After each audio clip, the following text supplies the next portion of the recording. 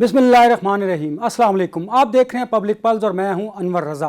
पाकिस्तान मुस्लिम league नून और Pakistan peoples party एक मरतबा फिर आमने सामने, कभी एनएफसी अवार्ड और कभी लोकल गवर्नमेंट पर तनाज़ा जारी। अब 18वीं आईनी तरमीम पर दोनों सियासी जमातें लफ्जी गोलाबारी के जारी है। इसी पर गुफ्तगू के लिए मेरे साथ जो मौजूद हैं सीनियर सहाफ़ी तज्ज़ियाकार हाफिज़ तारिक खलील साहब। हाफिज़ साहब बहुत शुक्रिया आपका। और मेरे साथ मौजूद हैं तज्ज़ियाकार माहिर कानून बैरिस्टर साद रसूल साहब। बैरिस्टर साहब आपका भी बहुत शुक्रिया। हाफिज़ साहब फरमाइएगा कि 18वीं आईनी तरमीम जो इत्तफ़ाक़ राय से मंजूर की गई, अब इस मौका पर उसको मुतनाज़ा बनाना, उस पर सियासत करना और सियासी बयानात देना, क्या मकसद हो सकता है इस सारे मामले का? बात यह है अनवर साहब, एक तो पहले तो बात यह है कि पीपल्स पार्टी जो है वो हुकूमत को सपोर्ट कर रही है, इत्तेहाद का हिस्सा नहीं, हुकूमती इत्तेहाद का हिस्सा नहीं है। पीपल्स पार्टी एक अलग मैनिफेस्टो रखती है, पाकिस्तान मुस्लिम लीग नून जो है एक अलग मंशूर के तहत इक़्तिदार में आए हैं। इन्होंने आपस में तय किया कि हम शराकत इक़्तिदार में ज़रूर होंगे लेकिन हिस्सेदार नहीं होंगे। यही वजह है कि कैबिनेट में नहीं आए। इनके जो बुनियादी इख्तिलाफ, ये कोई आज की नई बात नहीं है, जिसका जिक्र जो है ख्वाजा आसिफ ने अभी 2 रोज़ पहले कौमी असम्बली में किया है, 18वीं तरमीम के हवाले से भी और दीगर उमूर के हवाले से भी। जबकि मेरा ख्याल है कि कोई इतने बड़े इख्तिलाफात नहीं है। आज आपने देखा होगा कि आज जो डेवोस की तस्वीर आई है कल की, जिसमें बिलावल भुट्टो साहब मुस्कुरा रहे हैं, मियाँ शहबाज शरीफ बैठे हुए हैं, तीसरे फील्ड मार्शल बैठे हुए हैं, ये 3 बड़ों की जो मीटिंग हुई है ये मुस्कुराते चेहरों के साथ ये बता रही है कि कोई बड़े इख्तिलाफात नहीं है इन पार्टियों में। ये इख्तिलाफात जो हैं जो पार्लियामेंट की सतह पर हैं, पार्लियामेंट देखें ये तो है ही एक ऐसी जगह जहां आप इख्तिलाफ राय भी रखें, जहां आपको कंसेंसस भी बिल्ड करना पड़ता है मुख्तलिफ कौमी उमूर में। पीपल्स पार्टी जिनका पीपल्स पार्टी के साथ जो मुतनाज़ उमूर हैं उसमें 18वीं तरमीम यकीनन एक बड़ा अहम इशू है। 18वीं तरमीम के हवाले से ये इशू उस वक्त पैदा हुआ जब पाकिस्तान मुस्लिम लीग नून जो है उसने एक नई तरमीम पेश की जिसके तहत इसकी तैयारी की थी अभी, और इसके ज़रिए एक नेशनल करिकुलम के क़याम के लिए तालीम के शोबा जो है वो वापस फ़ेडरल गवर्नमेंट को देना था। ये तजावीज़ जब सामने आई तो पीपल्स पार्टी ने सख्त नाराज़गी का इजहार किया। दूसरा जो अहम मसला था वो ये था एनएफसी अवार्ड का। पाकिस्तान मुस्लिम लीग नून की हुकूमत ये कह रही है कि एनएफसी के अवार्ड में फ़ेडरल गवर्नमेंट को हिस्सा मिलना चाहिए, एनएफसी के अवार्ड में एक आज़ाद कश्मीर का और गिलगित बल्तिस्तान के हिस्से भी होने चाहिए। वो इस्लामाबाद का हिस्सा इसलिए मांगते हैं कि फ़ेडरल गवर्नमेंट जो है सूबाई असम्बलियों को जब भी उनको ज़रूरत होती है फ़ेडरल फोर्सेस फराहम करती है। रेंजर जाते हैं या फ़ेडरल कॉन्स्टेबलरी जाती है, तो ये फ़ेडरल फोर्सेस जब सूबों की मदद के लिए जाते हैं वो कहते हैं जी कि ये हम अपने जो वसाइल हैं उसमें से ये खर्च करते हैं, वहाँ भेजते हैं, उनके काम करते हैं। तो ये सूबों के लिए भी होना चाहिए कि सूबे जो हैं जब हमारी फ़ेडरल फोर्सेस को कॉल करते हैं तो उसका मुआवजा भी अता करें, और उसके लिए वो एनएफसी अवार्ड में तरमीम चाहते हैं। लेकिन पीपल्स पार्टी नहीं मानी इस बात पर। उनका ये मौक़िफ़ है कि अवार्ड जो है वो उसका तकाजा बुनियादी ये है कि एनएफसी अवार्ड में सूबों का जो हिस्सा है वो उसको कम नहीं किया जा सकता, उसको बढ़ाया जा सकता है। ज़ाहिर है कि जब सूबों का हिस्सा कम होगा तो फ़ेडरल गवर्नमेंट को जो है उसका हिस्से का और आज़ाद कश्मीर को भी उसका हिस्सा मिल सकता है या जीबी को भी। तो एक ये तनाज़ा है, ये 2 बड़े तनाज़ात हैं। अब ये मसला उस वक्त पैदा हुआ जब कराची में गुल प्लाजा पे आतिशबाज़ी हुई और वहाँ की सूबाई हुकूमत जो है, सूबाई हुकूमत ने जो भरपूर कोशिश की उसके साथ साथ उन्होंने फ़ेडरल फोर्सेस को इस्तेमाल किया। वहाँ फ़ज़ाइया का, एयरफोर्स का फायर ब्रिगेड आया, वहाँ पर नेवल फायर टेंडर बुलाए गए। इसके साथ साथ उन्होंने वहाँ पर रेंजर्स को कॉल किया। फिर ये था कि असल जो मसला था वो ये था, देखिए ये सारे काम जो हैं ये थे लोकल गवर्नमेंट के, कि अगर वहाँ पर लोकल गवर्नमेंट मजबूत होती तो ये जो तासुर है इसका अजाला हो सकता था। कि अब यहाँ पर इस्लामाबाद में एक आतिशज़दगी हुई कोई 10 साल पहले, 15 साल पहले, कि शहीद मिलत सेक्रेटेरिएट को आग लग गई, और उसी वक्त फ़ेडरल गवर्नमेंट ने फ़ैसला किया कि हम सेनारकल मंगवाएंगे, फायर ब्रिगेड की ऊंची सीढ़ियों वाली गाड़ियाँ मंगवाएंगे ताकि इस तरह की जो हाई राइज बिल्डिंग है उस तक एक्सेस किया जा सके। और यही वजह है कि यहाँ पर जो है पूरी तरह से बंदोबस्त किया गया। अब कराची में जो 126 नई इमारतें बनी हैं हाई राइज, ان میں نہ تو فائر الارم سسٹم ہے یا آگ لگنے کی صورت میں نہ کوئی ایگزٹ ہے. اور یہی وجہ ہے کہ دیکھیں 1 2 3 4 فلور پہ آگ لگتی رہی, لوگ بے بسی سے جو ہے اپنے آپ کو آگ کے سپرد کرتے رہے. یہ اتنی اب سر بڑی لوگ بے تو بسی بالکل تھی. بے بس تھے نا, یہ تو کام حکومتوں کا ہوتا ہے اور وہاں پر بہت سارے ایلیمنٹس ہیں جن پر ہم بات کر سکتے ہیں. مجھے ذرا سعد رسول صاحب کو بھی گفتگو میں شامل کرنے دیجیے گا. سعد صاحب یہ فرمائیے گا کہ 18ویں آئینی ترمیم میں تعلیم اور شعبے کو لے کر بڑا گفتگو کی جا رہی ہے, متنازع باتیں کی جا رہی ہیں. آپ اس میں جو آئینی اور قانونی لاکونز ہیں اس کے بارے میں بھی بتائیے گا, اور بتائیے گا کہ کیا واقعی اس پر سیاست ہو رہی ہے, یہ اتنا بڑا کوئی ایشو نہیں ہے. دیکھیے, ہمیں اس بات کو تسلیم کرنا چاہیے کہ 18ویں ترمیم کے اندر جہاں پہ کچھ اچھی باتیں تھیں, وہاں پہ کچھ ایسی باتیں بھی ہیں جو پچھلے 16 سال میں, 18ویں ترمیم 2010 میں آئی تھی, پچھلے 15-16 سال کے اندر ایک سے زیادہ ایسے موقع سامنے آئے جہاں پہ 18ویں ترمیم آڑے آئی گڈ گورننس کے, خاص طور پہ ایسے موقعوں پہ جو ہیلتھ سے فار ایگزامپل ریلیٹ کرتے تھے. جب کووڈ آیا, اگر ایک ایگزامپل لی جائے, تو ہم نے ایک ایکسٹرا کانسٹیٹیوشنل باڈی کریٹ کی جس کو NCOC کہتے ہیں, کیونکہ ہیلتھ ایک ایسا سبجیکٹ ہے جو ہر صوبے کے اندر جا چکا ہے, ڈیوالو ہو چکا ہے, تو نیشن وائڈ کوئی پالیسی بن نہیں سکی یا بنائی نہیں جا سکتی تھی. سندھ نے کہا, آپ کو یاد ہوگا بلاول بھٹو زرداری صاحب نے کہا کہ ہم کراچی کو بند کر دیں گے. پنجاب میں PTI کی گورنمنٹ تھی, انہوں نے کہا ہم پنجاب نہیں بند کریں گے, ہم سمارٹ لاک ڈاؤنز کریں گے. بلوچستان کچھ اور کہہ رہا تھا. اور ایک نیشنل پالیسی لیول جو ہے کہ سارے پاکستان کی ایک ایسی یونیفائڈ پالیسی جو کسی شخص کو اگر کووڈ لاہور میں ہو, وہ جہاز پکڑ کے کراچی چلا جائے, یا کراچی میں ہو اور جہاز پکڑ کے کوئٹہ چلا جائے, تو صوبے آپس میں کیسے کوآرڈینیٹ کریں گے, اس کا کوئی میکینزم نہیں تھا, جس وجہ سے ایک نیشنل کمانڈ اینڈ وہ سینٹر بنایا تھا NCOC جس کو کہتے ہیں. اسی طرح جب ایجوکیشن کی بات ہو رہی تھی تو ایک نیشنل کریکولم بنانے کے لیے بڑی دقت آئی. اب جب نیشنل کریکولم بن بھی گیا, جب SNC جس کو سنگل نیشنل کریکولم کہتے ہیں, جب وہ بن بھی گیا, تو اس کی صوبوں کے اندر امپلیمنٹیشن کے اندر دقت آئی, کیونکہ کوئی یونیفارم پالیسی کے ساتھ کوئی امپلیمنٹ نہیں ہو سکتا تھا. ہر صوبے نے اپنے اپنے متعلقہ ٹیکسٹ بک بورڈ سے نئی کتابیں چھاپنی تھیں, اپنے ٹیچرز کو ٹرین کرنا تھا, اپنے اسکولوں کو اپ گریڈ کرنا تھا, سو آن اینڈ سو فورتھ. تو یہ بات درست ہے کہ 18ویں ترمیم کے اندر کچھ بڑی اچھی چیزیں ہوئیں, صوبوں کو پاورز ملنی چاہیے, وفاق سے پورا ملک گورن نہیں ہو سکتا, گورننس کو ڈیوالو ہونا چاہیے. جی, لیکن یہ اس بات کی دلیل نہیں ہے کہ 18ویں ترمیم بالکل درست ہے. ہمیں 18ویں ترمیم کے کچھ چیزوں کو ریوزٹ کرنا چاہیے جو پچھلے 15 سال کے ایکسپیرینسز ہیں اس کے اندر, جس میں سے ایک چیز جس کو ضرور ریوزٹ کرنا چاہیے وہ ہے آرٹیکل 140A. آرٹیکل 140A آئین پاکستان میں لوکل گورنمنٹ کا جو آرٹیکل ہے وہ 18ویں ترمیم کے تھرو انٹروڈیوس کروایا گیا, اور اس میں یہ کہا گیا کہ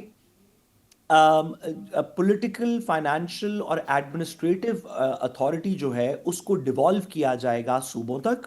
اور اس کی انٹینشن یہ تھی, جیسے کہ ابھی ڈاکٹر صاحب بھی فرما رہے تھے, اس کی انٹینشن یہ تھی کہ یہ نہیں کہ اسلام آباد سے طاقت لے کے لاہور, کراچی, کوئٹہ, پشاور کو دے دی جائے گی, نہیں, بلکہ اسلام آباد سے کچھ طاقت لے کے صوبوں کو دی جائے گی, اور صوبے اپنے اپنی اسمبلیوں سے قانون سازی کرنے کے بعد اس طاقت کو نیچے لوکل گورنمنٹ تک پہنچائیں گے. تو جو district hospital let's say Sheikhupura کا ہو یا حیدرآباد کا ہو, وہ لاہور سے یا کراچی سے نہیں چل رہا ہوگا, اس کو لوکل جو گورنمنٹ ہے وہ اس کو لوکل گورنمنٹ چلا رہی ہوگی, اور اس وجہ سے چلا رہی ہوگی کہ وفاق سے اس ہاسپٹل کی یا اس اسکول کی پاور صوبے کو دی گئی, اور صوبے نے اپنی لوکل گورنمنٹ کی لیجسلیشن کے تھرو اس کو جو ریپرزینٹیوز ہیں وہاں پہ ان کو دے دی. ہم نے کیا یہ کہ وفاق سے پاور لے کے صوبوں تک تو دے دی 18ویں ترمیم میں, اور ایک شک ڈال دی 140A کی کہ یہ نیچے لوکل گورنمنٹس کو دی جائے گی. لیکن اگر آپ تمام پولیٹیکل پارٹیز کا ریکارڈ دیکھ لیں, PTI کا ریکارڈ دیکھ لیں, نون لیگ کا دیکھ لیں, پیپلز پارٹی کا دیکھ لیں, دیگر کا دیکھ لیں, بہت کم ایسے ہمیں سچویشنز ملتی ہیں جہاں پہ صوبوں نے پاور لوکل گورنمنٹس کو دی ہوں. سپریم کورٹ نے اس کے اوپر فیصلے جاری کیے, جسٹس جواد خواجہ صاحب کا فیصلہ تھا جس کے تابع لاہور کے اندر, پنجاب کے اندر لوکل گورنمنٹ کا الیکشن کیا گیا. اب بھی آپ دیکھ رہے ہیں اسلام آباد میں جب لوکل گورنمنٹ الیکشن کی باری آتی ہے تو وفاقی حکومت کہہ رہی ہے کہ ہم نئی قانون سازی کریں گے پھر لائیں گے, پنجاب بھی اسی طرح کی بات کر رہا ہے کہ نئی قانون سازی کریں گے پھر لائیں گے. تو صوبے اپنی پاور لوکل گورنمنٹ کو ڈیوالو نہیں کر رہے جو 18ویں ترمیم کا مقصد تھا کہ وفاق سے پاور صوبوں کو اس لیے دی جائے تاکہ وہ نیچے دیں. تو ایک ترمیم جو کرنے کی بڑی سخت ضرورت ہے. جی ویسے تو پوری طرح ریوزٹ کیا جا سکتا ہے 18ویں ترمیم کو, اچھی چیزیں ریٹین کی جا سکتی ہیں, دقت جن چیزوں میں آئی پچھلے 10-15 سالوں میں ان کو ٹھیک کیا جا سکتا ہے. لیکن ایک جس چیز کی بڑی ضرورت ہے وہ یہ ہے کہ صوبوں کو کوئی کانسیکوینس رکھا جائے کہ اگر آپ وہ والی پاور جو آپ کو وفاق سے دی گئی ہیں اور آپ نے لوکل گورنمنٹ تک پہنچانی تھی, اگر نہیں پہنچائیں تو اس کا کوئی کانسیکوینس ہونا چاہیے. یہ نہیں کہ بس پھر بٹے فائل کریں گے اور ڈائریکشنز لیں گے اور 15 سال جس طرح گزر گئے ہیں ہمارے لوکل گورنمنٹ سسٹم فعال نہیں ہوا. اگر 18ویں ترمیم کو ریوزٹ کرنا ہے تو ضرور اس اسپرٹ میں کیا جائے کہ لوکل گورنمنٹس تک وہ پاور دی جائیں, اور اگر صوبے نہیں دیتے کسی وجہ سے, یہ قانون سازی کا بہانہ ڈال کے یا کسی اور وجہ سے, تو اس کا کوئی کانسیکوینس ہو صوبے کے لیے, تبھی یہ سسٹم وہ ٹھیک چلے گا. حافظ صاحب یہ بات تو سعد بھائی بالکل درست ہے کہ جب صوبے اپنی پاورز لوکل گورنمنٹ کو نہیں دیں گے تو نظام کیسے چلے گا, نئی قیادت کیسے گی. مجھے نئی قیادت سے یاد آیا کہ آپ مجھے بتائیے گا کہ صدر مملکت کے اعتراضات اور اپوزیشن کے احتجاج کے باوجود بھی پارلیمنٹ کے جوائنٹ سیشن میں بلز جو ہیں وہ منظور کر لیے گئے ہیں. ایک تو اس پر بھی روشنی ڈالیے گا, اور دوسرا راجہ ناصر عباس صاحب سینٹ میں اپوزیشن لیڈر نامزد ہو گئے ہیں, ان کا تقرر ہو گیا ہے, اور قومی اسمبلی میں محمود اچکزئی صاحب آ گئے ہیں. ان دونوں کے آنے سے کیا بہتری آئے گی سیاست میں, یا پھر حالات مزید کشیدہ ہوں گے؟ دیکھیں, یہ پارلیمنٹ کے لیے یہ بڑا لازمی تھا کہ اپوزیشن لیڈر کے بغیر تو پارلیمانی جمہوریت جو ہے بالکل اس کا تصور بھی نہیں ہو سکتا. 5 مہینے سے یہ دونوں عہدے خالی تھے, کیونکہ دونوں ہمارے جو اپوزیشن لیڈر تھے 9 مئی کے کیسز میں ملوث تھے, سزا یابی کے بعد نااہلی ہو گئی تھی. تو اس کے بعد جو ہے وہ یہ معاملات چلتے رہے, اور بالآخر جو ہے یہ فل ہوا کہ محمود خان اچکزئی بہرحال ایک ان کے سیاسی نظریات سے تو اختلاف کیا جا سکتا ہے, لیکن یہ ہے کہ وہ پارلیمنٹری سسٹم کا حصہ ہمیشہ رہے ہیں, اور اس لحاظ سے ہم یہ کہہ سکتے ہیں کہ پارلیمانی جمہوریت جو ہے اس کو بہت قریب سے دیکھا ہے, اور اس کو آگے لے جانے کی ایک ہمت بھی رکھتے ہیں. راجہ ناصر عباس ذرا ان کا کیس مختلف ہے, کیونکہ وہ پہلی دفعہ سینٹ میں آئے ہیں. دیکھیے, دونوں اپوزیشن لیڈرز کی تقرری کے باوجود بھی مجھے نہیں لگتا کہ کوئی بہت بڑی تبدیلی جو ہے وہ پارلیمانی جمہوریت میں آ جائے گی. ایک جو اہم مسئلہ جو ان دونوں کے سامنے ہوگا وہ یہ ہے کہ ملک میں نئے چیف الیکشن کمشنر کی تقرری کا مسئلہ ہے, گزشتہ 1 سال سے پینڈنگ میں ہے.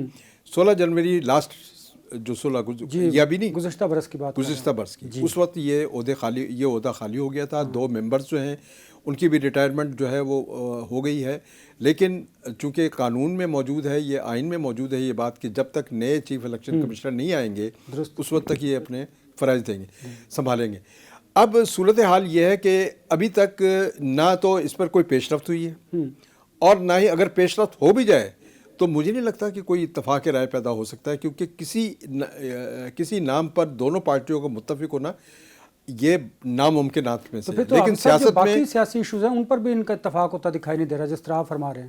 نہیں, دیکھیں وہ آپ کل کا بل دیکھ لیں.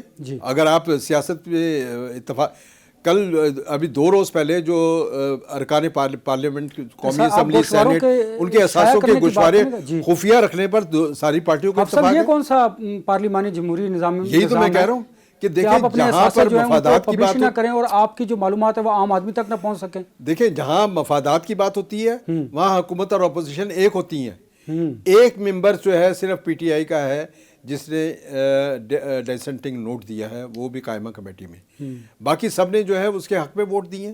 گوشوارے جو ہے نا وہ پبلک نہ کیے جائیں, اور اسی طرح حافظ صاحب جو تنخواہوں کا معاملہ آیا تھا تب بھی تو حکومت اور اپوزیشن ایک پیج. دیکھیں, یہ ہمیں رویے بتاتے ہیں کہ یہ جمہوری رویے نہیں ہے. جمہوری رویہ یہ ہے کہ آپ ٹرانسپیرنٹ اور شفافیت لے کے آئیں سسٹم کے اندر.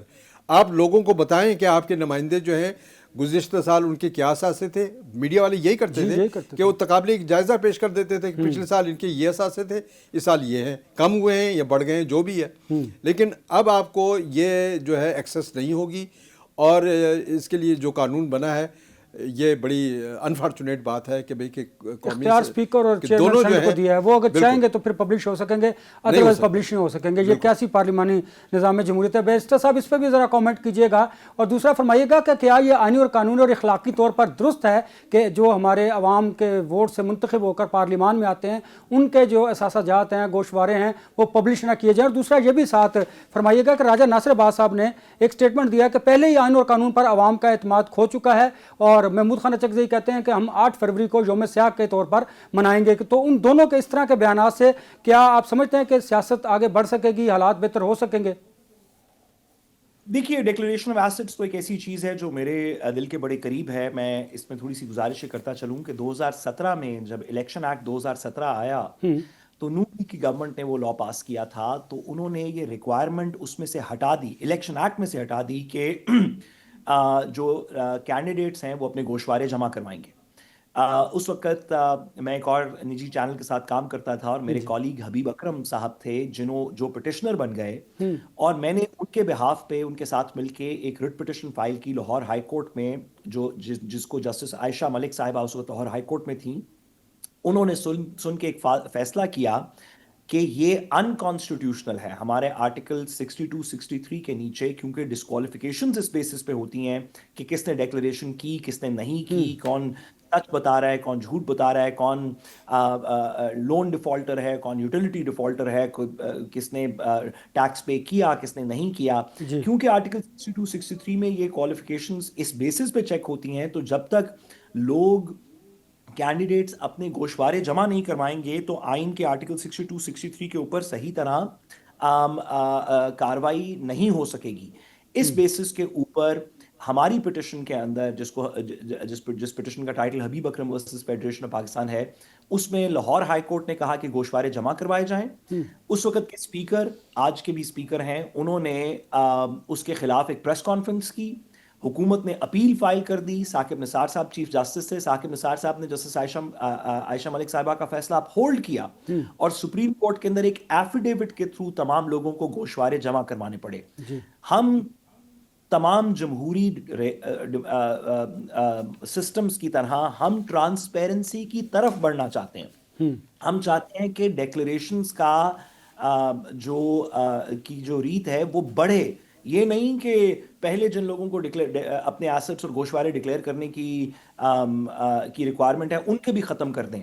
یہی تو پاکستان کے اندر ابھی آپ نے ریسنٹلی بھی دیکھا سوشل میڈیا دیگر جگہوں کے اوپر، لاہور میں ایک فنکشن کی بڑی تنقید ہوئی. وہ تنقید کسی اور چیز کی نہیں ہے. وہ لوگ یہ کہتے ہیں کہ غریب ملک میں جس میں ہمارے حکمران حکمرانی کا دعویٰ کرتے ہیں، اور جب ٹیکسز کے لیے پیسے جمع کرواتے ہیں، آپ کو یاد ہوگا 2017-18 میں جب پیناما وغیرہ چل رہا تھا تو پتہ چلا کہ نواز شریف صاحب نے پتہ نہیں 42,000 روپے یا کچھ اس طرح کے ٹیکس جمع کروایا تھا. معذرت اگر میرے نمبرز تھوڑے غلط ہوں، سپریم کورٹ میں کاغذ جمع ہوئے تھے.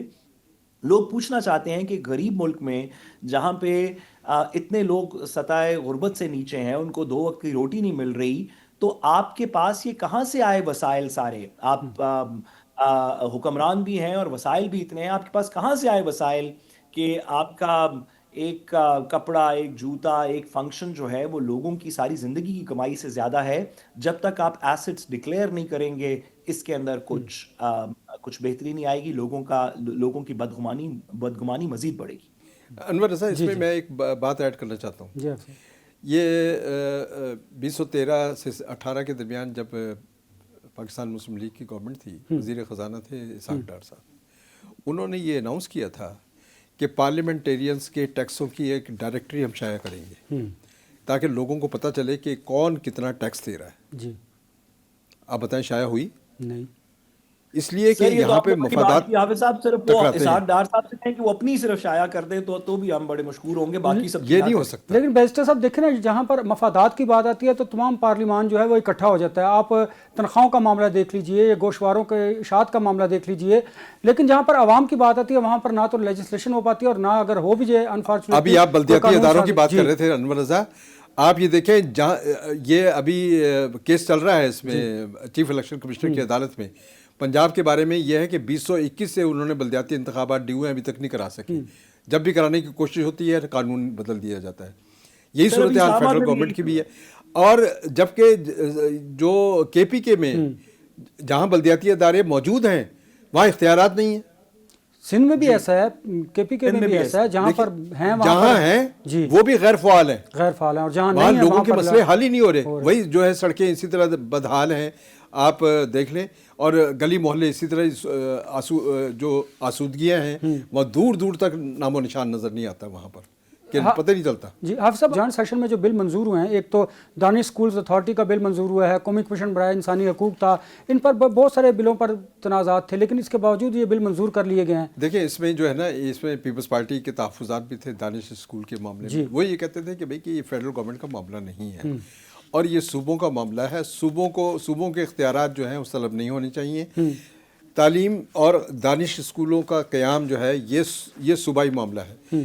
وہ اس حد تک تو بات سمجھ میں, لیکن فیڈرل گورنمنٹ جو ہے ان کا یہ موقف ہے کہ ہم ایک ایسا ایکسیلنس ادارے جو ہیں صوبوں میں قائم کرنا چاہتے ہیں اپنے فنڈ سے, تاکہ بچے جو ہیں ایک معیاری تعلیم حاصل کریں. اور اس کے بعد اسلام آباد میں ایک دانش یونیورسٹی بھی اب قائم ہونے والی ہے, اسی سے منسلک ادارہ ہوگا جو اسکولوں, دانش کالجز اور جو لوگ ادھر سے وہ یونیورسٹی میں جائیں گے دانش یونیورسٹی میں.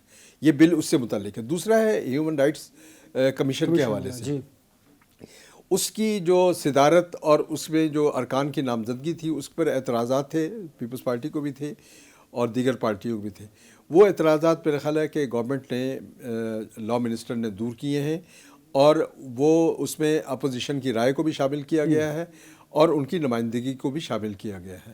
یہی وجہ ہے کہ یہ بل جو ہیں اب پاس ہو گئے ہیں. اور پیپلز پارٹی کے جو تحفظات تھے, پیپلز پارٹی نے اناؤنس کیا تھا کہ ہم نہیں جائیں گے اگر دانش اسکول کے معاملے پر اگر ہم سے ہماری بات نہ مانی گئی. لیکن جو ایک روز پہلے جو ملاقاتیں ہوئی ہیں پیپلز پارٹی کی مسلم لیگ کی قیادت کے ساتھ, رانا ثناء اللہ بھی تھے اس میں, اعظم نذیر طاہر لا منسٹر ہیں وہ بھی تھے, تو ان کے ساتھ جو ملاقاتیں اس کے نتیجے میں ان کے تضادات, اختلافات اور تحفظات دور ہوئے, جس کے نتیجے میں آج پارلیمنٹ جو ہے وہ یہ دونوں قانون سازی جو ہے وہ مکمل کرنے میں کامیاب ہو سکی ہے. بیرسٹر صاحب, ہم نے ہمیشہ دیکھا جب ملک میں واقعات, سانحات, حادثات ہوتے ہیں تو اس کے بعد پارلیمان قرارداد منظور کرتی ہے, افسوس کا اظہار کرتی ہے, لوائقین کو چیکس تقسیم کرنے کی بات کرتے ہیں. آج بھی ایک سانحہ گل پر جو پارلیمان میں ایک قرارداد مشترکہ طور پر منظور ہوئی ہے, اس میں بھی یہی سب کچھ ہوا. کیا حادثات, سانحات, واقعات ہوتے رہیں گے اور ہم پارلیمان قرارداد منظور کرے گی, لوائقین کو پیسے دے دے گی, اس طرح ملک آگے چل سکتا ہے؟ امام علی علیہ السلام نے فرمایا ایک دفعہ کہ جس مقتول کا قاتل نہ ہو تو حاکم وقت اس کا قاتل ہے. ہم پاکستان کے اندر کتنی دفعہ لوگوں کو اپنی نااہلی کی وجہ سے ان کی جان چلی جائے گی, خواہ وہ حکومت کی نااہلی ہو, پولیس والوں کی کسی طریقے سے نااہلی ہو, ہمارے متعلقہ قانون کے اوپر عمل درآمد نہ کرنے کی ہو. یہ جب بلدیہ ٹاؤن فیکٹری کا کہانی ہوئی تھی, آپ کو پتہ ہے کہ اس کے اندر جو مرکزی ملزم تھا رحمان بھولا جس کا نام ہے میرا خیال ہے, جس کو ہم انٹرپول کے تھرو پکڑ کے لائے تھے پاکستان, آپ کو پتہ ہے کہ وہ رہا ہو چکے ہیں کراچی کی عدالت سے, باعزت بری ہو چکے ہیں اس کیس کے اندر.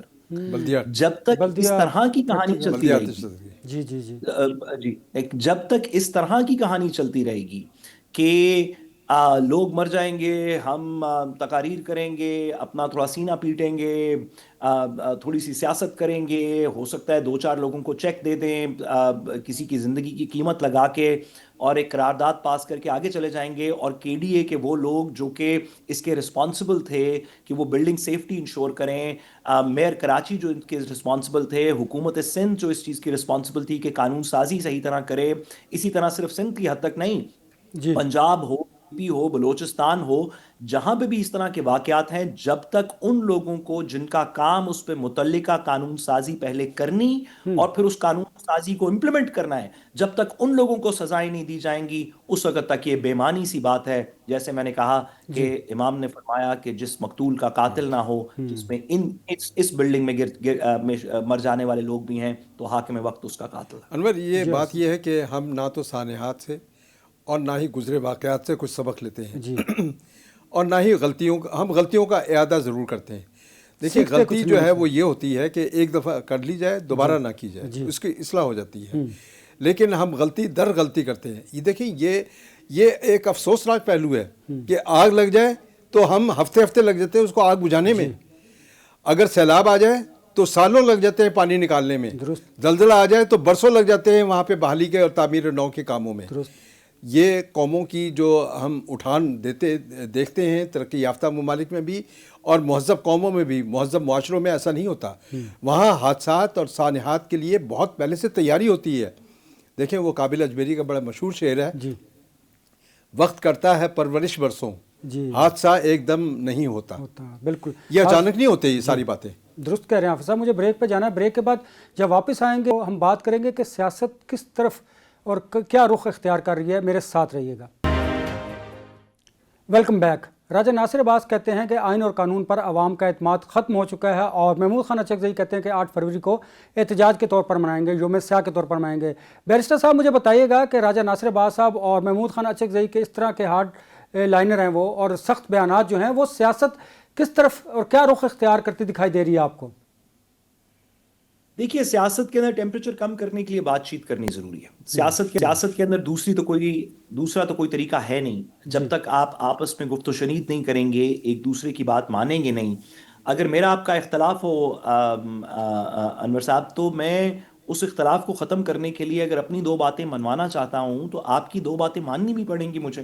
یہ تو نہیں ہو سکتا کہ یک طرفہ کوئی بات ہو. نیچرلی یہ کرنے کے لیے کچھ کانفیڈنس بلڈنگ میجرز دینے پڑیں گے. اگر آپ میں اور مجھ میں اعتماد کا فقدان ہو تو کسی طریقے اس بات کو ٹھیک کرنا پڑے گا. وہ ٹھیک کرنے کے، اعتماد کے فقدان کو ٹھیک کرنے کے کچھ بڑے آسان سے طریقے ہیں جس کے بعد بات چیت تھوڑی سی آگے چل سکتی ہے. اور سب سے آسان طریقہ ہے کہ اور کچھ نہ کریں، کوئی کنسیشن نہ دیں، کوئی غیر ضروری کام نہ کریں. جو قانون میں اور عدالت کے فیصلوں میں تحریر شدہ بات ہے، جس کو حکومت خود بھی مانتی ہے کہ قانون اور عدالت کے فیصلوں میں تحریر شدہ بات ہے، وہ کر دیں ایک کانفیڈنس بلڈنگ میجر کے طور پہ. اور وہ یہ ہے کہ عمران خان صاحب سے جو ملاقات کا سلسلہ ہے، جو بیسز ہے اس بات کی کہ مذاکرات ہوں گے تو اس میں عمران خان صاحب کی آواز شامل ہوگی، ان سے آئسولیشن میں نہیں ہوں گے، لوگ اس بات کو مانیں گے. اگر یہ بات بحال کر دی جائے، کوئی کسی کنسیشن کے طور پہ نہیں، یہ نہیں کہ کوئی فیور دی جائے، جو بات قانون میں لکھی ہوئی ہے، اسلام آباد ہائی کورٹ کے فیصلوں میں حکم صادر ہو چکا ہے، اگر صرف اس کو امپلیمنٹ کر لیں تو کچھ کانفیڈنس بلڈنگ میجرز ہوں گے، لوگوں کا بھی اعتماد بڑھے گا، پولیٹیکل پارٹیز کا بھی بڑھے گا، اور میرا خیال ہے وہاں سے آگے کچھ بات چل سکے گی. اگر آپ ایک سائڈ سے کہیں کہ ہم کرنا تو چاہتے ہیں مذاکرات، لیکن آپ کی کوئی بات نہیں مانیں گے، تو پھر مذاکرات کیسے ہوں گے؟ یہ تو کہانی بڑی مشکل ہے. نہیں، مذاکرات ہو سکتے ہیں. میں سمجھتا ہوں مذاکرات ہو سکتے ہیں. سی بی ایم کے طور پر دیکھیں نا، تقرر ہو گیا سینٹ میں بھی اور قومی اسمبلی میں اپوزیشن لیڈر کا. ٹھیک، اب کیا یہ بہتر نہیں کہ ملاقات کی راہ ہموار کر دیجیے، جو ان کا آئینی اور قانونی حق ہے، اور پھر وہ بھی اگر وہ یوم سیاہ کو ختم کر دیں یا احتجاج نہ کریں تو بات مذاکرات تو شروع ہو سکتے ہیں. دیکھیں یہ پارلیمنٹ جو ہے وہ ایک بہترین فورم ہے ہر مسئلے کا اور ہر ڈائلاگ کا. ایک وسیع ڈائلاگ کی ضرورت ہے جس میں صرف اپوزیشن نہ ہو بلکہ دیگر ادارے بھی بیٹھنے چاہیے. اور اس کے لیے یہ ہے کہ ایک منیمم جو ہے نیشنل ایجنڈا جو ہے مرتب کریں، اس میں تمام ادارے شامل ہوں، ایک پیج پر آنا چاہیے. جب میاں شہباز شریف اپوزیشن لیڈر تھے، انہوں نے خود آفر کی تھی اس وقت کی گورنمنٹ کو، عمران خان کی گورنمنٹ کو، کہ آپ میثاق معیشت کریں، ہم اس کے لیے تیار ہیں. اور اسی طرح اگر ہم جو اہم مسائل ہیں، قومی مسائل، میں سمجھتا ہوں کہ اس وقت 4 اہم مسائل ہیں جن پر اتفاق رائے ممکن ہے. Number 1 economy, number 2 energy, number 3 education, number 4 empowerment of youth and women.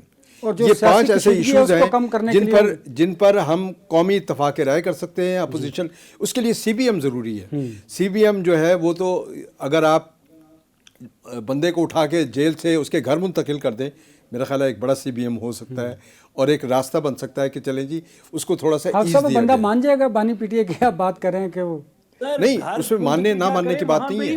اس میں بات یہ ہے کہ آپ کو بڑھنا پڑے گا اور آپ کو اپنے رویے جو ملاقات ہی کروا دیں، گھر بھلے نہ منتقل کریں. دیکھیں وہی بات ہے نا کہ جب تک آپ میں کانفیڈنس نہیں ہوگا اور جب تک اعتماد سازی نہیں ہوگی، آپ کو یہ معلوم ہونا چاہیے کہ بھئی کہ ایک تبدیلی جو ہے ذہنی آ رہی ہے کہ ہم نے اس قوم کو آگے لے کر جانا ہے، اس ملک کو ترقی کی طرف لے کے جانا ہے. ہم منجمد ہیں اس وقت، جامد ہیں، اور ہمیں اس کو راستہ دینا ہے. سیاست جو ہے راستہ بند کرنے کا نام نہیں ہے، سیاست راستہ دینے کا نام ہے. اگر آپ راستے بند کریں گے، خواہ گورنمنٹ میں ہو یا اپوزیشن میں ہو، پھر اس کا الٹیمیٹ رزلٹ یہ ہوگا کہ لوگوں کے مسائل بڑھتے جائیں گے اور لوگ جو ہیں بدحالی کا شکار ہوں گے.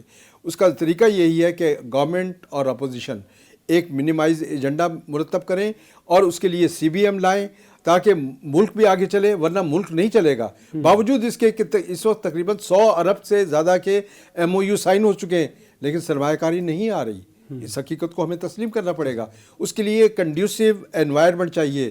پاکستان میں ایسا ماحول چاہیے کہ جس میں لوگ جو ہیں وہ آزادانہ طریقے کے ساتھ، اور حکومت اور اپوزیشن آزادانہ اور منصفانہ طریقے سے آگے بڑھنے اور سیاست کا طرز عمل بہتر بنانے کا ایک عزم رکھتی ہوں. بیرسٹر صاحب، حافظ صاحب کی گفتگو آپ نے سنی، بڑا اچھا ہے کہ اگر بانی پی ٹی آئی کو گھر منتقل کر دیا جائے اور پی ٹی آئی جو ہے وہ سوشل میڈیا پر ذرا پابندی لگا دے اور اس طرح کے بیانات نہ دے جو اداروں کے خلاف ہوں. اور پھر یہ بھی بتائیے گا، کیا راستے کی بات جو کی حافظ صاحب نے، اگر ایک جماعت راستہ دیتی ہے تو وہ تو خود بند گلی میں چلی جائے گی، ایسا دکھائی دیتا ہے آپ کو؟ اسی وجہ سے سیاسی مشکلات بڑھ رہی ہیں.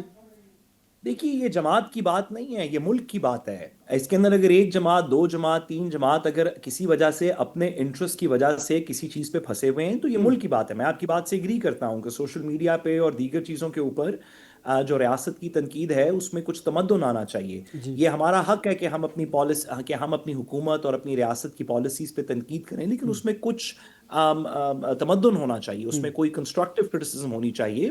کرٹیسزم ماضی میں بھی ہوتی رہی ہے. لیکن دوسری طرف بھی گزارش یہ ہے، میں حافظ صاحب کی بات کو تھوڑا سا آگے بڑھاؤں. ایک تو ویسے ہی اکانومی کے کچھ مسئلے چل رہے ہیں، جیسے حافظ صاحب نے کہا کہ ایم او یوز تو سائن ہو رہے ہیں لیکن ایکچوئل انویسٹمنٹ اس طرح نہیں آ رہی. لیکن میں اس سے تھوڑی سی آگے کی بھی بات کروں کہ بنگلہ دیش کے اندر جب لوگوں نے حکومت کو نکال پھینکا تو بنگلہ دیش کا گروتھ ریٹ 6.2% کے اوپر تھا، بلکہ پچھلے 3-4 سال سے بنگلہ دیش کا گروتھ ریٹ جو ہے وہ 6.1، 6.4، 6.2% تھا، جو کہ ایشیا کا امنگ دی فاسٹسٹ گروئنگ اکانومیز کا گروتھ ریٹ تھا. لوگ اکانومی کو تو دیکھ رہے ہیں، لیکن اس کے علاوہ بھی جمہوریت کے اندر کچھ چیزیں چاہیے. آپ کو ترقی کے ساتھ ساتھ اس بات کا یقین چاہیے کہ اگر میں آواز اٹھاؤں گا تو میری حکومت کے اندر کوئی بندہ ہے جو میری بات سن کے اس کا سد باب کرے گا. اگر میرا کوئی مسئلہ ہوگا تو میں کسی عدالت کے پاس جاؤں گا جو دونوں فریقین کو سن کے ایک مناسب فیصلہ کر دے گی. اگر میں کسی پولیس والے کے پاس جاؤں گا تو وہ چلے میرے حق میں نہ بات کرے تو وہ یہ نہیں کرے گا کہ پہلے میرے سے پیسے لے اور پھر میرے پہ پرچہ بھی کرتے.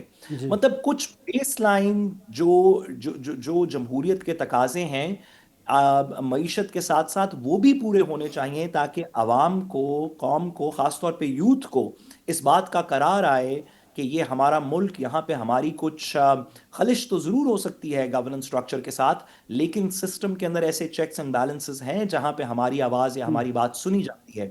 جب تک یہ نہیں ہوگا تو اکانومی اکیلی بھی اس بات کو ٹھیک نہیں کر سکتی. حافظ صاحب، عوام کے اعتماد کی بات کر رہے ہیں، حکومت کس طرح عوام کا اعتماد حاصل کر سکتی ہے؟ جب آئین اور قانون پر عمل درآمد ہوگا تبھی ممکن ہے، یا پھر سیاسی جو کشیدگی ہے اس کو کم کیا جائے؟ کیا حکومت کو میئرز لینے چاہیے تاکہ ملک تو آگے بڑھے اور سیاسی ماحول بہتر ہو، اکانومی بہتر ہو؟ دیکھیں، یہ اس وقت جو ہے صورتحال یہ ہے کہ اپوزیشن جو ہے قائمہ کمیٹیوں سے مستعفی ہو چکی ہے. جی، اس کے پہلے سٹیپ کے طور پر اسپیکر نے بھی اپیل کی ہے اپوزیشن سے اور پی ٹی آئی کے لوگوں سے کہ وہ اپنے استعفے واپس لیں قائمہ کمیٹیوں سے اور اس میں رول ادا کریں. دیکھیں، قائمہ کمیٹیاں جو ہیں وہ پارلیمنٹ کی بنیاد ہوتی ہیں. جی، کوئی بھی پارلیمنٹ جو ہے وہ پہچانی جاتی ہے کہ اس کی قائمہ کمیٹیاں کتنی متحرک ہیں، کتنی فعال ہیں. جی، اگر قائمہ کمیٹیاں وہاں سنگلی اور یک طرفہ طور پہ چلیں گی تو یہ جمہوری طرز عمل کے منافی ہے. یہ بات اپوزیشن کو بیٹھنا چاہیے اور یہیں سے ایک اعتماد سازی آگے بڑھ سکتی ہے کہ جب وہ اپنی رائے دیں گے، رائے سے اختلاف بھی ہو سکتا ہے، رائے کی حمایت بھی ہو سکتی ہے. وہ رائے دیں، جو بھی وہاں پہ بل پیش ہوتا ہے یا جو بھی معاملہ عوامی مسئلے کا کوئی حل کے لیے عملی صورت یہی ہے کہ وہ قائمہ کمیٹیوں میں بیٹھیں تاکہ پارلیمنٹ میں جائے جو بھی بل جائے وہ اتفاق رائے سے وہ منظور ہونا چاہیے. وہاں پر اگر یہ بل جو ہیں وہ قائمہ کمیٹیوں کے ذریعے منظم طریقے سے آگے جائیں گے تو اس میں حقیقی طور پر عوام کے مسائل حل ہوتے جائیں گے. ورنہ یہ یک طرفہ طور پر تو ایسا ہمیں نظر آ رہا ہے کہ پارلیمنٹ جو ہے وہ اس طرح نہیں چلے گی کہ یک طرفہ طور پر حکومت جو ہے وہ من مانے طریقے سے بل لے آئے اور اس کے بعد ٹائم بھی نہ ملے لوگوں کو پڑھنے کا اور اس کے بعد بل بھی پاس ہوتے جائیں. اور ضرورت اس بات کی ہے کہ ہمیں اپنے رویے جو ہیں وہ جمہوری بنانا ہوں گے، اپنے رویوں میں لچک پیدا کرنی پڑے گی، ایک دوسرے کو تحمل اور برداشت سے سننا پڑے گا ہمیں ایک دوسرے کو. جب تک ہمارے رویوں میں تحمل، برداشت اور ایک دوسرے کو سننے کی عادت نہیں ہوگی ہم آگے نہیں بڑھ سکتے. اس کے بغیر جو ہے یہ ملک جو ہے چلے گا بھی نہیں. اس لیے ضروری یہ ہے کہ حکومت ہو یا اپوزیشن ہو، دونوں کو ساتھ ساتھ چلنا ہے، اور اپوزیشن کے بغیر جمہوریت نامکمل ہے. تو حکومت عوام کا اعتماد کیسے حاصل کر سکتی ہے حافظ صاحب؟ حکومت کو دیکھیں، عوام کا اعتماد جو ہے وہ حاصل کرنے کا جو بیرو میٹر ہوتا ہے وہ الیکشن ہوتے ہیں، جس میں پارٹیاں یہ تو پھر متنازع بات ہوگی، اس پہ تو گورنمنٹ بات نہیں کرنا چاہتی. ابھی تو یہ نہیں ہو سکتا، پھر تو ابھی تو ممکن نہیں. ابھی تو یہ ممکن نہیں ہے. اس کے لیے ضروری یہ ہے، جیسے کہ میں نے پہلے بھی یہ بات عرض کی تھی، کہ ہمیں کم از کم یہ ہے کہ پارلیمانی سطح پر ایک ایسا ماحول پیدا کرنا ہے کہ جس میں اپوزیشن کو کنڈیوسو طریقے سے ایک اپنی بات کہنے اور اپنی بات لوگوں تک پہنچانے کا ایک سلیقہ آ جائے، اور لوگوں تک پہنچنی چاہیے. کیونکہ عام طور پر یہی ہوتا ہے کہ جب اپوزیشن بات کرنا شروع کرتی ہے تو سوئچ آف ہو جاتے ہیں اور وہ لوگوں تک نہیں پہنچ پاتے. ذرا تھوڑا سا کشادہ دلی کے ساتھ ہمیں آگے بڑھنا ہے. سیاست جو ہے اسی جذبے کا نام ہے. آج جو لوگ اپوزیشن میں ہیں کل وہ کہیں اور ہوں گے. بیرسٹر صاحب کوئکلی ذرا بتائیے گا کہ حکومت عوام کا اعتماد کیسے حاصل کر سکتی ہے، اور یہ الیکشن کی بات کو چھوڑ کر حکومت اور اپوزیشن آگے کیسے بڑھ سکتے ہیں؟ دیکھیے، سیریس کانفیڈنس بلڈنگ میجرز کرنے پڑیں گے. میں حافظ صاحب کی بات سے اتفاق کرتا ہوں. کانفیڈنس بلڈنگ میجرز کیے بغیر یہ کہانی آگے نہیں جائے گی. آپ اکانومی کے اندر اگر تھوڑی سی بہتری بھی لے آئیں گے تو وہ لوگ جو اکانومی سے کنیکٹڈ ہیں ان کو یقین ہونا چاہیے کہ ہماری سرمایہ کاری یہاں پہ ہم کر سکتے ہیں، یہاں پہ ہماری کوئی فیوچر ایگزسٹ کرتا ہے. اور یہ صرف تبھی ہوگا جب لوگوں کو لگے گا کہ ہماری بات سنی جاتی ہے، کہ اگر ہمیں کوئی تکلیف ہو تو وہ سسٹم کے اندر کہیں پہ سنی جائے گی. کوئی عدالت، کوئی ادارہ، کوئی سیاسی پارٹی اس کو آگے لے کے چلے گی. اس وقت لگ یہ رہا ہے کہ جو اپوزیشن کے لوگ ہیں وہ جتنے بھی ہیں، 5%، 10%، 50%، 80%، 90%، جتنے بھی ہیں، جس پولیٹیکل پارٹی سے پوچھیں وہ آپ کو ڈفرنٹ نمبر بتائے گا. لیکن جو بھی وہ اپوزیشن کے لوگ ہیں جو ان کو فالو کرتے ہیں، وہ یوتھ ہو، وہ سوشل میڈیا کے ہو، ان کو لگتا ہے کہ ان کی خلش کا کوئی سد باب نہیں ہے اس سسٹم کے اندر. جب تک ایسے رہے گا تو یہ کرنا بہت مشکل ہوگا، اس اکانومی کو بہتر کرنا اور اس سیاست کو بہتر کرنا. تجزیہ کار ماہر قانون بیرسٹر سعد رسول صاحب، بہت شکریہ آپ کا. حافظ طاہر خلیل صاحب، سینئر صحافی، تجزیہ کار، آپ کا بھی بہت شکریہ. آج کے لیے دیجیے اجازت. اپنا بہت سا خیال رکھیے. اللہ حافظ.